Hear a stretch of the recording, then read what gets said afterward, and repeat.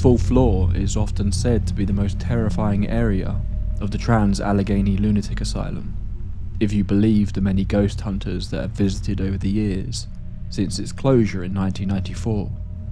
Specifically, Ward R, where the creepers are said to live. It likely wasn't the first sighting, but the creepers were apparently made famous by an episode of Paranormal Lockdown, which saw paranormal investigators Nick Groff, Katrina Weidman, and their cameraman Rob staying inside the asylum for 72 hours. The now infamous clip takes place 60 hours into their investigation, deep inside Ward R late at night. The investigators are convinced they keep seeing shadows walking around further down the corridors of the ward. The camera, however, doesn't see anything, just the darkness of the long corridor. But the investigators are anxious, seemingly genuinely scared by whatever seems to keep appearing to them just out of shot. But of course, they've been inside one of America's most infamous asylums for 2 days at this point. It's not surprising that their eyes and minds may be playing tricks on them. It's not just quick movements in the corner of their eyes though. At one point, Nick believes he saw what looked to be a man standing there staring at them from the darkness, but as though he were made entirely of shadow. They approached where he saw the shadow, but there was no trace of anyone. Nick suggests they walk backwards, while still watching the space he saw it in. The cameraman tries to get focus on the pair as they step back, but then he freezes, telling them to stop with a seriousness that snaps their attention to him. He zooms into the background behind them, desperately trying to get focus. He saw something, but isn't sure what. The investigators ask him what he's looking for, to which he replies, "Shh, can you hear that?" The audience doesn't hear a sound. But then, Rob sees it. The investigators keep asking him what's wrong, but he struggles to speak. In what feels like a weirdly realistic reaction to something creepy happening on a ghost hunting show, he doesn't scream. He doesn't get excited. He freezes. His mind shuts down, at least temporarily. When he regains his composure, he tells them that he is convinced he saw something move against the back wall behind them. Something low to the ground, a shape of some kind.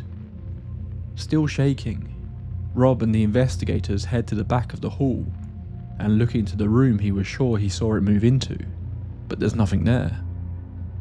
They push Rob to explain what he saw, but he struggles to put it into words, saying it was big, but looked like it kind of slivered off, like some sort of snake or lizard.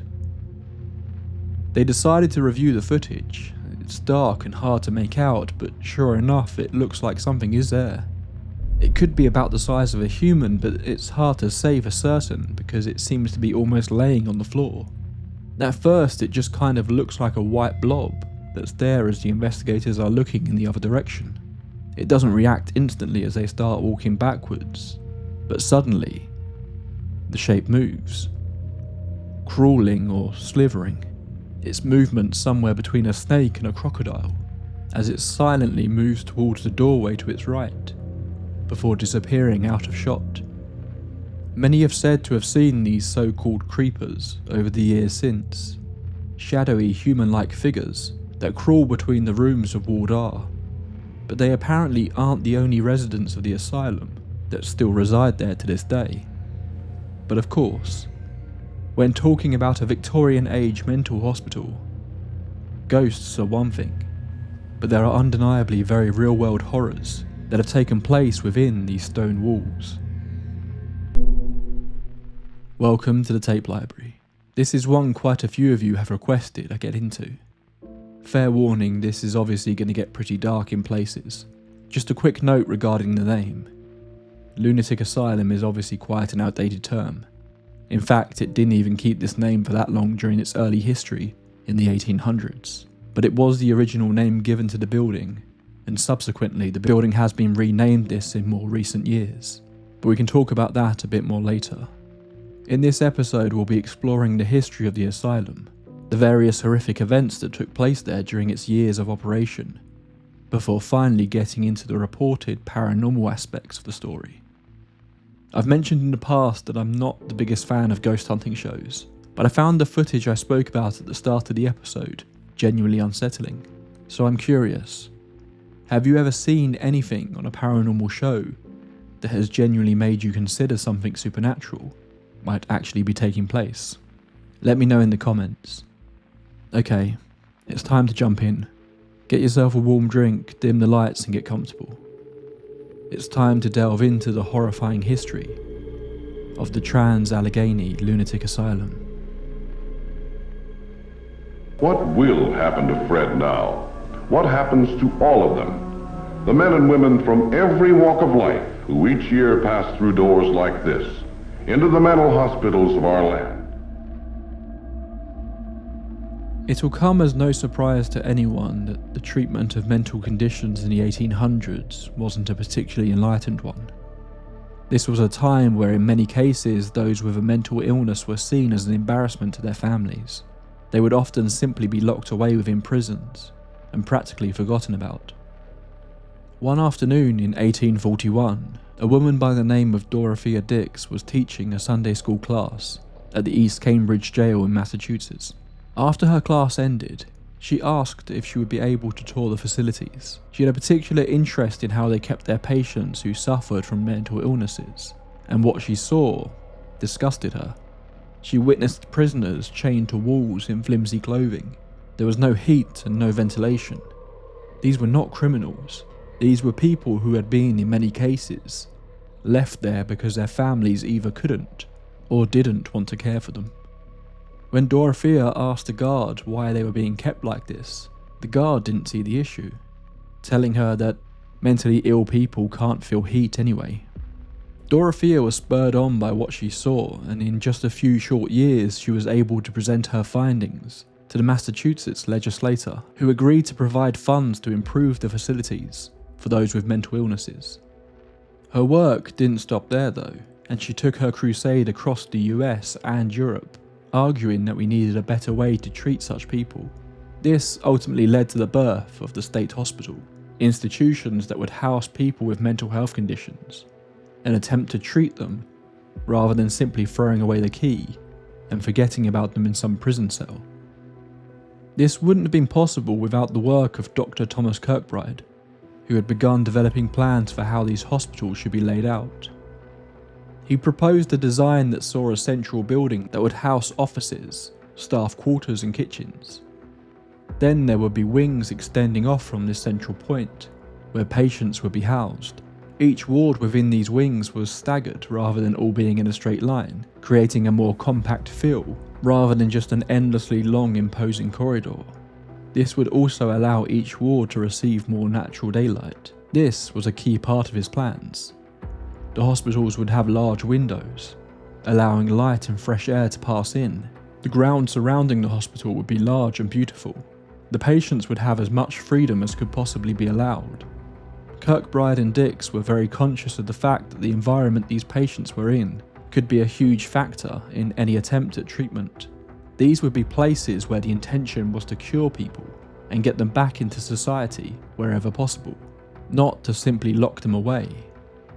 It was a far cry from the previous imprisonment that many faced, and a surprisingly empathetic plan for Victorian culture. But of course, as the old saying goes, man plans and God laughs. In 1858, plans were drawn up for such a facility in Weston, a small town in the state of Virginia, nestled in the Allegheny Mountains. The asylum would follow the plans of Dr. Kirkbride, with the intention of housing 250 future patients. Construction initially started using prison inmates to build it. This would lead to the first of many incidents at the location, when a number of inmates staged an escape, stabbing one guard in the process. They were quickly captured, and over time the state moved away from using the prisoners to complete the construction. The Civil War created some delays as well. In 1861, the war caused all construction to stop, and the partially built facility was used as a fort. changing hands several times between both sides throughout the war, which saw many of the supplies that had been set aside for the first batch of patients being taken. When the war came to an end, the town of Weston now sat in the newly formed West Virginia, and one of the state's first acts was to push ahead the completion of what was now to be called the West Virginia Hospital for the Insane. The hospital initially opened in 1864, housing just 9 patients, all of whom were female. Over the following years, the hospital would gradually take in more and more patients, before the hospital was finally completed in 1871. The following year, the hospital would almost instantly reach its planned capacity, when it housed 241 patients. The hospital itself was a stunning building, the largest stone-cut building in all of the US, and according to some sources, only the second largest worldwide to the Kremlin. It had the look of a Gothic castle or high-end boarding school, more so than a mental hospital. With its stunning architecture, some point to the stone faces that adorn the outside of its walls, as providing a slightly more sinister feel. The outside grounds were equally beautiful, with plenty of space to walk around its 27 acres. The facility was designed to be self-sufficient, with a farm, waterworks, and even a cemetery all being part of the compound. An account of the facilities was printed in 1871 shortly after opening, that commented on how spacious, clean and pleasant everything was, noting that most of the residents were free to pretty much take care of themselves, but still get the help they needed during their stay. Of course, that didn't include the suicidal or the homicidal residents, who were often kept restrained for their own safety and for the safety of others. Following Kirkbride's plan, these more dangerous patients were kept at the furthest wings of the hospital, away from the general population. It wasn't just adults that were brought in. Very quickly, children also became residents of the asylum. Children were committed for general mental health issues, as well as conditions such as Down syndrome and autism, but more disturbingly, for reasons such as disobedience or unwanted pregnancies. Initially, only white patients were permitted within the asylum, but the construction of a segregated building for African American patients was completed in 1873.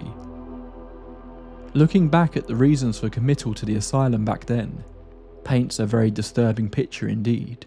Within the first 30 years of operation, people had been committed for bad habits, bad whiskey, a rattlesnake bite, business nerves, cold, multiple masturbation-related committals, including one where someone had been masturbating for 30 years apparently, disappointment, desertion by husband, dog bites, doubt about his mother's ancestors, female disease, greediness, ill-treated by husband, jealousy, business trouble, marriage of son, menstrually deranged, nymphomania, novel reading, overheating, parents or cousins, political reasons, shooting of daughter, that one might be fair, suppressed masturbation, so apparently masturbating too much or too little, were grounds for ending up in a mental institution, superstition, woman troubles, worms, and even sunstroke.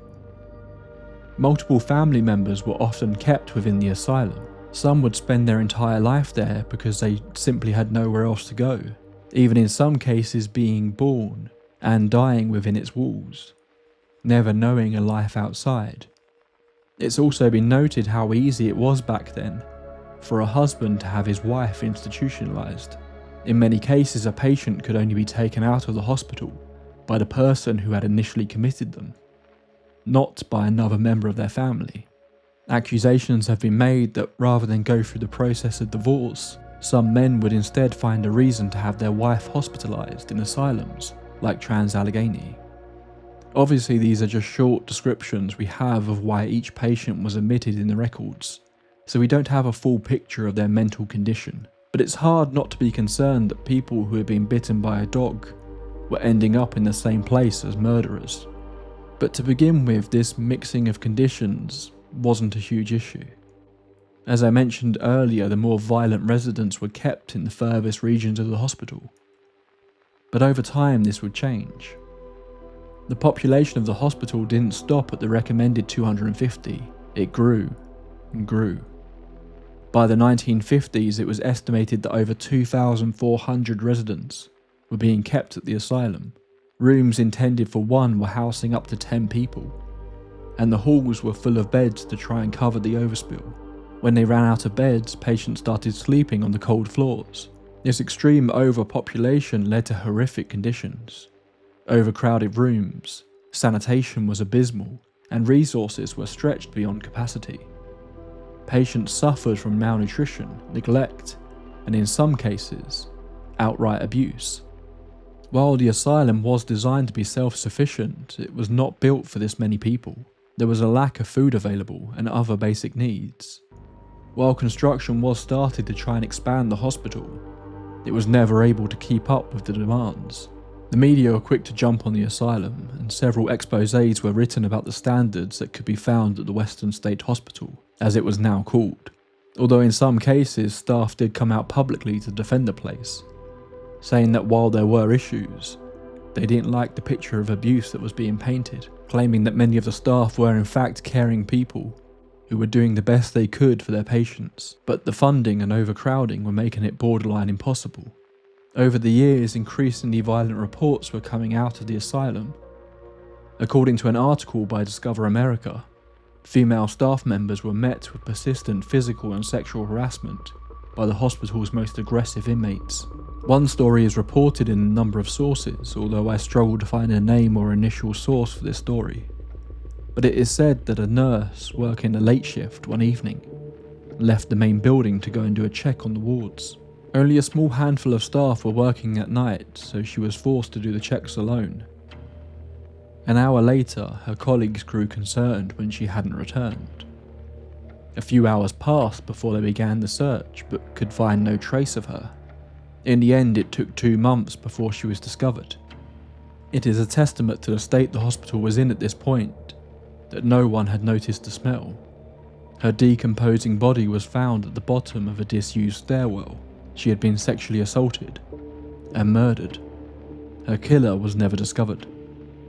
But there were also accusations of staff members sexually abusing the residents of the hospital, including the superintendent of the hospital back in 1899, who was accused of questionable conduct with the female patients. He was ultimately found not guilty of his crimes, although many in the media and the local community thought that the evidence was hard to deny, and that a massive miscarriage of justice had played out. Many patients would not leave the asylum alive. There were constant issues with patients taking their own lives, hanging being the most common method used.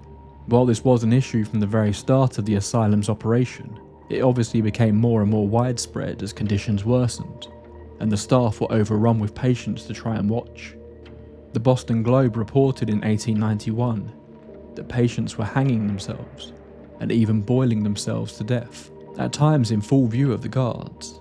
But little was done to try and stop it or investigate ways to stop making it so easy for the patients to do so.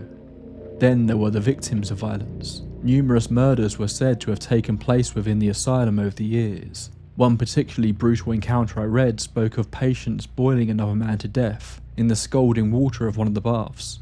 One of the most famous and sad stories of murder within the asylum came as a result of the overcrowding situation. In the initial designs, as I said, it was planned that the most violent residents were to be kept away from the rest of the general population. But as intake grew, this got harder to maintain. I'm unsure if this was an example of a resident being placed wherever they could, or a mistake by an overstretched staff member. But at one point, a particularly vulnerable patient was taken into the asylum and placed in a room with 2 violent offenders. The 3 men were not checked on for several hours. When staff returned, they discovered a horrifying sight. The new patient had been attacked by the 2 more violent residents. Being no one had time to check on them, they were effectively given hours to torture the new patient, initially attempting to hang him numerous times from the water pipes that ran along the tops of many rooms. They had not been successful in their murderous plan, so instead they proceeded to bash the metal bed frame into the man's head until he died. The threat of fires was constantly brought up over the years, but nothing was done to improve fire safety, leading to numerous times that patients set fires that destroyed chunks of the asylum. Then there was the White Death, tuberculosis. The problems with TB were certainly not just an issue within the asylum. Outbreaks towards the end of the 19th century and into the 20th were a huge issue for the country as a whole. Initially spread through the consumption of unpasteurized cow's milk, poor living conditions and crowded environments were often cited as major contributors to the spread of the disease. Doctors of the time blamed the poor for the spreading. Public health campaigns warned people of steps they could take to limit the spread, including quarantine, but these were largely ignored.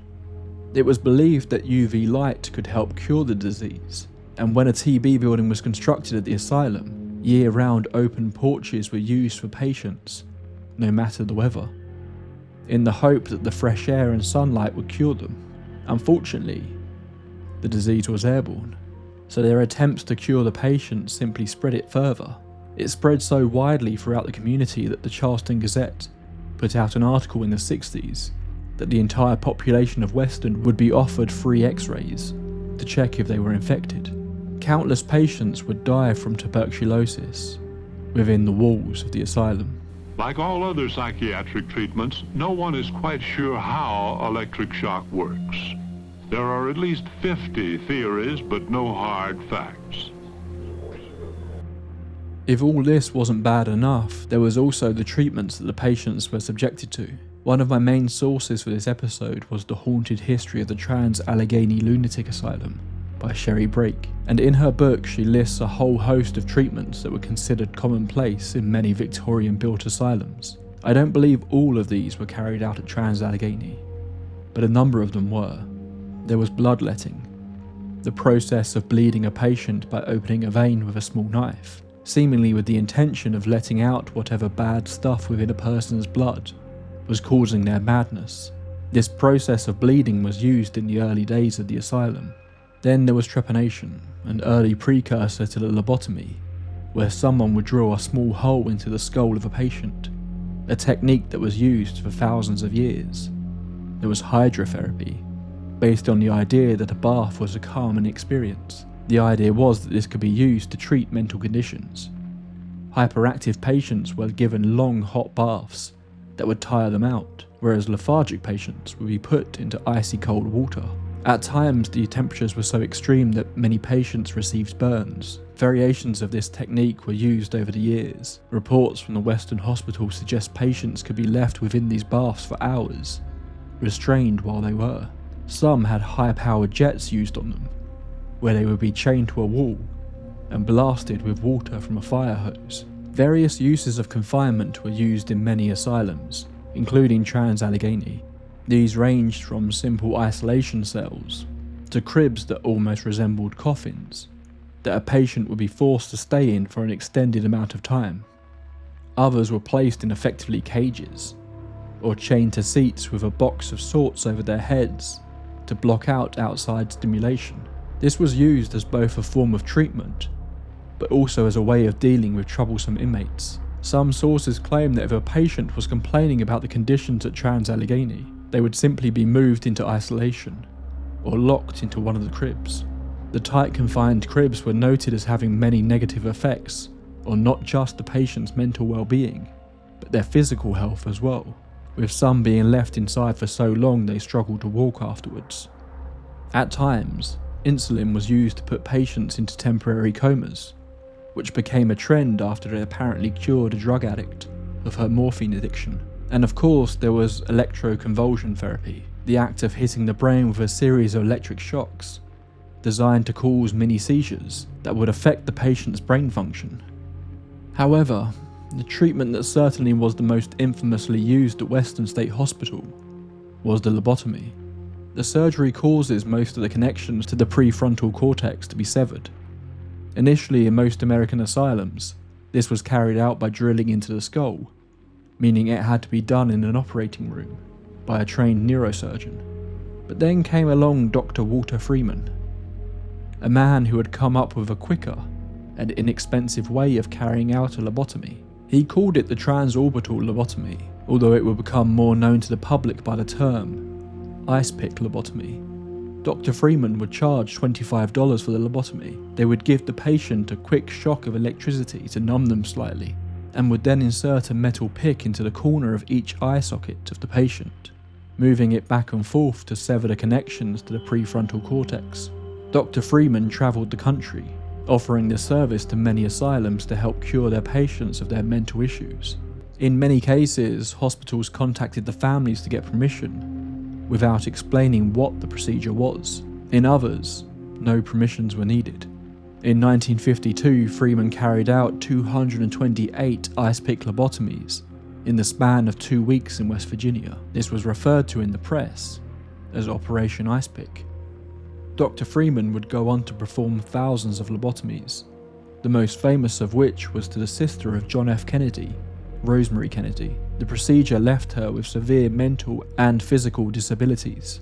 While for some people the lobotomy had some beneficial aspects, many were left in a worse state than they were in before the surgery. The death rate from the ice pick lobotomy is debated, but some sources believe it could be as high as 15% of patients.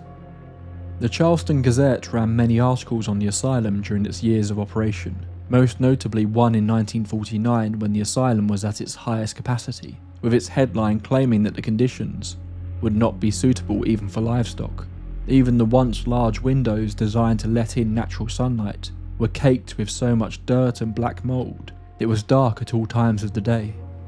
Conditions didn't exactly improve throughout the latter half of the 20th century, with reports as late as 1985 referring to the place as filthy, with dirty wards and feces-smeared bathrooms. Deaths, be they natural, self-inflicted, or murderous, continued throughout the remaining years of its history. But the population of residents decreased throughout the 80s, and plans were drawn up for a new modern hospital.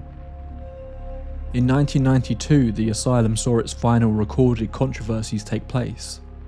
First, a patient would be killed in a fight with another patient, and then separately, another patient went missing, before being found 8 days later, his body decomposing at the bottom of a disused stairwell. This is a story which eerily echoes the fate of the missing nurse, and it does make me wonder if those stories could have been confused over time. In 1994, the asylum closed down. While it had been built with a cemetery, by the end of its run it was now using 3 separate graveyards to bury its dead, with bodies apparently stacked up to 3 on top of each other in a single plot, many in unmarked graves. The exact number of deaths that occurred within the building are still to this day unknown. The remains of around 4,000 people have been discovered, but different estimations place the exact number of deaths somewhere in the 5 figures range, with some sources saying that up to 30,000 people died within its walls. It's worth keeping in mind as well that the Trans-Allegheny Asylum was not unique by any means. Many of these buildings hold truly horrific histories. If you believe such a thing to be possible, that anywhere would be haunted, it would not be surprising for the Trans-Allegheny Asylum to be.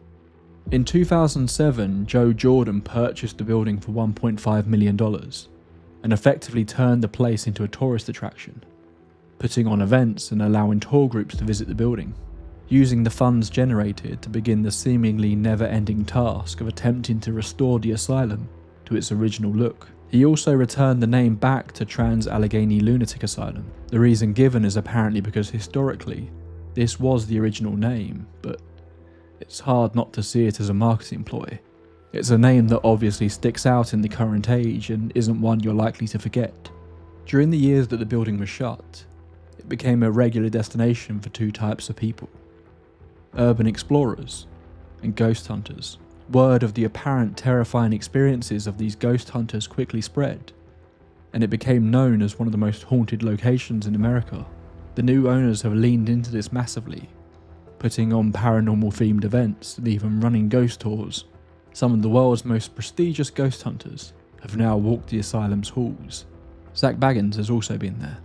It's hard not to look at the embracing of the paranormal to be a money-driven one for the asylum, meaning it's worth taking all the stories about the supposed ghosts that reside there with a pinch of salt. But if you trawl the internet or read Cherry Brake's book, there are countless claimed experiences within the asylum, made by guests who are visiting, paranormal investigators, and even the tour guides themselves, many of whom seem to stand by what they have experienced, even after leaving their job at the asylum. People report seeing strange shadows, hearing disembodied voices, objects moving on their own, strange sounds, strong feelings of oppression that make the air almost suffocating. Some have reported being grabbed or scratched, although it's hard not to chalk up some of these strange events to the many bats that have apparently taken up residency in the old asylum. Some sources seem to claim that the paranormal activity was present during the time of the asylum being active, that it was effectively an open secret among the staff members that something strange resided within the building. Numerous staff members reported strange sounds or seeing objects move on their own, including a gurney that would roll down the corridors of one of the wards. One even reported seeing the spirit of a woman who ultimately followed them home. Although I am unsure if these claims are true or have simply been added to the legend in more recent years, it does appear that numerous staff members would quit soon after beginning to work at the asylum, although arguably that may have been down to the unsanitary, cruel, and dangerous working environment, rather than the result of witnessing something paranormal and being scared off. Due to the nature of the tours that take place there, many of the various spirits that are said to roam the halls have been given names and backstories. How much of these tales are true is obviously up for debate, but I was able to find an interesting article that apparently lays out all the different residents. So let's start with the asylum's most famous ghost, a young child named Lily. Little Lily's room is one of the most visited, though few can truly say they are alone when they enter. A small collection of toys, stuffed animals, dolls, tiny trinkets rest in the corner, placed there by visitors who hope to bring comfort to the child that is said to still remain there. Some swear they see the toys move, shifting ever so slightly when no one is looking. Others have left candy, only to return to find it vanished. But the legend of Lily is not a sweet one. Her mother, Gladys, was sent to the asylum under tragic circumstances. Some say she was raped by Civil War soldiers. Others claim she was simply deemed unfit to be a mother. Regardless, she arrived pregnant and alone. She died giving birth, and the nurses, perhaps seeing a glimmer of innocence within those cursed walls, took to raising the child themselves. Lily was all they had. But the asylum was never meant to be a home. At 9 years old, pneumonia took her, and the only world she had ever known went silent. Silent except for the echoes of her laughter, that some claim still dance through the halls at night. Not all spirits here are so gentle though. The darkened corners belong to the tormented and the twisted, and none are more feared than Big Jim and David Mason. Once men, they're now only shadows, and they are said to prowl the asylum, their presence thick like a sickness in the air. Their victim is said to have been a man named Dean, and his story is one we've already spoken about. Paranormal investigators claim that he never speaks when they are near. He was not their first kill, but he may have been their most brutal. Repeatedly they tried to hang him, failing time and time again, until finally they found a more sinister method, instead using the metal bed frame to crush Dean's head. Now when their silhouettes creep across the walls, visitors report a shift, a stomach-turning drop in pressure, a gnawing sickness that warns them they are not welcome here. Some entities have names while others are given titles. Slewfoot is one such spirit. Seemingly no one knows who he was before he became a nightmare. If we don't know who he is, I'm curious as to how we know his past, but apparently this is another particularly dark presence. They say he committed torture, murder, cruelty beyond measure throughout his time in the asylum. He haunted the upper floors in life, and in death he remained after being murdered himself. The bathroom where he is said to have done the worst of his deeds is a place few dare to linger. It is always cold there, unnaturally so, and the silence is thick, almost suffocating. Many who enter report the sensation of being watched, and some of being followed. Others have recorded what they believe is the cruel laughter of Slewfoot. Not all spirits are so malicious though, but even the less hostile ones have their own relentless rage. On the first floor, Ruth still walks among the men she despised, During her time at the asylum, she harboured an unrelenting hatred for men, and even in death she has not let it go. Men who enter her space often feel a sharp, unseen force pushing them, or objects flying towards them with an unnatural precision. Ruth may no longer have hands of flesh and blood, but her fury is as real as ever. The echoes of the hospital's former life as a fort still linger too. The Civil War wing is filled with those who came broken and never healed. Once soldiers, now spectres. They haunt the corridors they were forced to call home. Some claim to hear the shuffle of boots, the distant murmur of voices, and even the occasional moan of the soldiers who were once stationed there. Nurse Elizabeth is different. She was a caretaker in life, and in death she continues her rounds. Little is known about her fate, how she died or why she remains, but those who glimpse a fleeting figure in an old-fashioned uniform believe she is still watching over the lost souls trapped within these walls. Perhaps she is trying to offer comfort, or perhaps she is merely another prisoner. James too is a resident that seems to be shrouded in mystery. Unlike so many others, he was not murdered, nor was he driven mad by the horrors within the asylum. He died simply of a heart attack in an upstairs bathtub, but yet his presence is said to still linger. Then of course, there are the creepers. But we already know all about those particular entities. If there are truly ghosts wandering the halls of the Trans-Allegheny Lunatic Asylum, is obviously up for debate. But what isn't is that some truly horrible things happened within this building. While it paints a dark and horrible picture of how many were treated in the past, I hope you can take something positive away from this story. While we arguably still have a long way to go, the strides we as a human race have taken in understanding and treating mental health conditions and disabilities has come a long way in what is really a short window of time. Hopefully we can learn the lessons of these places and never repeat the horrifying mistakes that were made ever again. That's all for this entry into the tape library. This was an episode that was requested by a number of you, so hopefully I did this one justice. Before you even think about the paranormal stuff, you have about 130 years of history to unpack. So sorry if this one jumped around a bit. It was obviously another very heavy episode, and to be honest, didn't really have a great time reading about people with mental health conditions being effectively tortured. So I think the next one is going to be something a lot more fun, but still very spooky. It's looking like it might be another lengthy one. So if this takes a little longer to put together, please bear with me. It's a subject I've wanted to cover for a very long time, and I'm really excited to finally get around to it. If you don't want to miss out on that, please do subscribe, and if you're watching the video, hitting like is a massive help. So there's nothing left to do than to thank the people who keep the lights on in the tape library archives. Our tape library archivists Umiko Grimm, Sandy Lusk, Restock1731, Mirror, Judith Hacker, Gabrielle, Eric Salas, Destiny M, Ashlars Books, Darla, G-Raw, Jolly Jedi, Midia Zabine, Packer, Sirius Whack, The Detective, Dagon Adali, Dirtnap6969, Lady Bet Noir, Adeline, Peter McCann, Crimson DM, Georgia Harvey, Callie Yago, Dominic DeAngelis, Dean J. Daly, Simon Ulas, Jay, Joe, Kelly Cott, Midnight Coda, Alfredo Sandoval, and Tucker RVB.